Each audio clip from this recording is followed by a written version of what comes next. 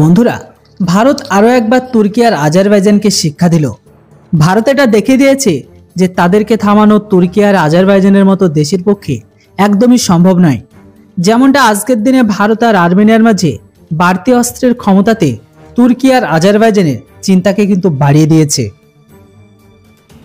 আর এটাকে নিয়ে আজারবাইজান আর তুর্কি ভারতকে ধমকি দেবার চেষ্টা করেছিল।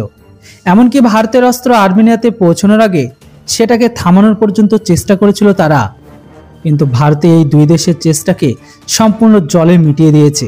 কিন্তু ভারত নিজেদের অস্ত্রকে আর্মেনিয়া পর্যন্ত পৌঁছানোর জন্য একটি নতুন রাস্তাকে বের করেছে, আর এই রাস্তাটিকে হিন্দুস্তান অ্যারোনটিক লিমিটেড আর কন্টেনার কর্পোরেশন অফ ইন্ডিয়ার সহযোগে বিকশিত করা হয়েছে।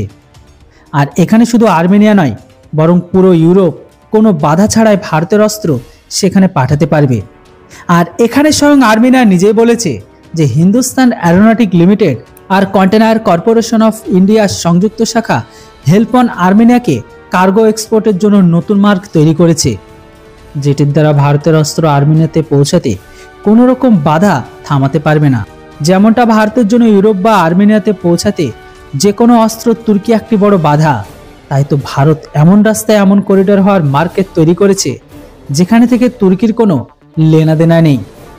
যেমনটা তুর্কি দাবি করে যে তাদের কোনো রকম সহযোগ ছাড়া যে কেউ ইউরোপের দেশে পৌঁছাতে পারবে না, কিন্তু এখন ভারত এই বিষয়ে তুর্কিকে সোজাসুজি বুড়ো আঙুল দেখিয়ে দিয়েছে।